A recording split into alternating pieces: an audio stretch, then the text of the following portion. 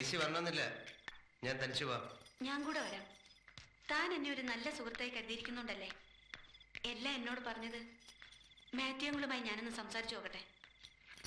ഇവിടെയാണോ താക്കോൽ വയ്ക്കുന്നത്? ഞാൻ വെച്ചേരാം. ഇവൻ പറയുന്നു വിശ്വസിക്കോ, അവള് പറയുന്നു വിശ്വസിക്കോ? ഡേസിക്കറിയോ, എല്ലാ തെളിവുകളുമായിട്ട് ആ പെണ്ണ് വന്നിരിക്കുന്നത്. ധൈര്യമുണ്ടോ? ഇവൻ അവക്കെ എഴുത്താ. നീനെ നമ്മുടെ പ്രണയവല്ലരി പൂക്കുന്ന ആദ്യത്തെ പൂമൊട്ടിനെ എന്ത് വിളിക്കണം? എന്തോ പറയും വല്ലരി? ഈ ചമ്പാവരി പോലെ വല്ലതാണോ? അയ്യടാ, ഞാൻ ആ കുഞ്ഞിനൊരു പേര് കണ്ടുവച്ചിട്ടുണ്ട്, മാല. അത് തന്നെ ആ കൊച്ചിന്റെ പേരും. ഇതുപോലെ 1000 എഴുത്തുകൾ ഇവൻ അവർക്ക് എഴുതിയിട്ടുണ്ട്. അതുകൊണ്ട് അവള് പുറത്തോട്ടിറങ്ങി അവിടെ എന്താ നടക്കാൻ പോകുന്ന അറിയാവോ? ചാക്കോച്ചനറിഞ്ഞാലോ? അയാളുടെ മോളുമായിട്ട് അടുത്ത ആഴ്ച മനസ്സമ്മതം ഉറപ്പിച്ചിരിക്കുക. ആ പെണ്ണറിഞ്ഞ അപ്പ ആത്മഹത്യ ചെയ്യും. അയാൾ ഈ കുടുംബം കുളം തോണ്ടും. ഇവന്റെ കമ്പനി ഉൾപ്പെടെ അയാളുടെ കക്ഷത്തിലായിരിക്കുന്നത്. ജപ്തി നോട്ടീസ് ഓരോന്ന് വരാൻ തുടങ്ങും. ബാക്കിയുള്ള മനക്കാട് വേറെ. എല്ലാം കൂടെ ആലോചിക്കുമ്പോ വിഷം മേടിച്ച് നിന്ന് കൂട്ടത്തോടെ ആത്മഹത്യ ചെയ്യുന്നതാണ് നല്ലത്. അവന്റെ ഇരിപ്പ് കേട്ടില്ലേ? അങ്കിൾ അപ്സെറ്റ് ആവണ്ട, നമുക്ക് സാവധാനം ആലോചിക്കാം. ഡാഡി, ഞാൻ പറയുന്ന ഒന്ന് വിശ്വസിക്കണം. തൽക്കാലം നിവൃത്തിയില്ല. എന്താ കാര്യം അറിയണോ നിനക്ക്? ആദ്യം നീ പറഞ്ഞവൾ അറിയില്ലെന്ന്, പിന്നെ പറഞ്ഞ് പരിചയം മാത്രമേ ഉള്ളത്, പിന്നെ പ്രേമം, പിന്നെ എഴുത്ത്, പിന്നെ ഒരു കൊച്ചും. എങ്ങനെ വിശ്വസിക്കണം? എന്നാ വിശ്വസിക്കില്ല. ഞാൻ അവളോട് ഇറക്കി വിടും. അവളുടെ കള്ളക്കഥ തൊലി വിളിച്ചു കാണിക്കും. അപ്പൊ വിശ്വസിക്കാലോ. ഇല്ലെങ്കിൽ ഇങ്ങനെ വിളിച്ചോ.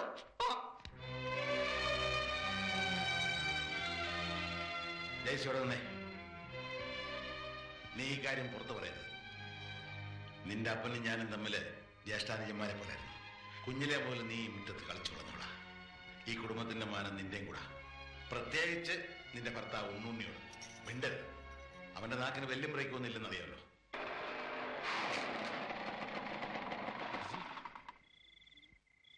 ഇവള് ഇതുവരെ വന്നില്ലേ? സമയം ഇത്രയായല്ലോ.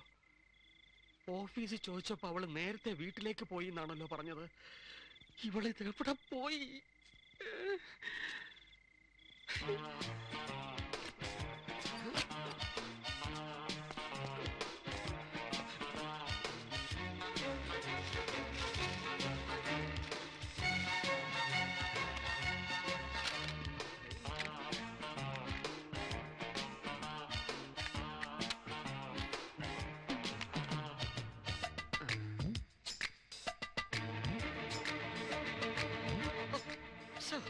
സത്ത് പാട്ടി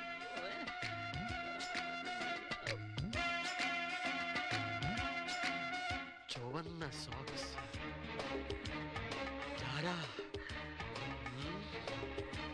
ഇത്രയും മതി, ഞാൻ പിടിച്ചോളാം.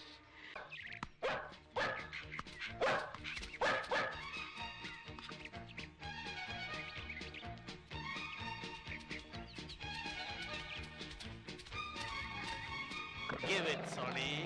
Good. Well done, my boy. ഞാൻ എന്തെടുത്തെറിഞ്ഞാലും നീ അതെടുത്ത് എന്റെ കൊണ്ട് തരണം. ഓക്കേ?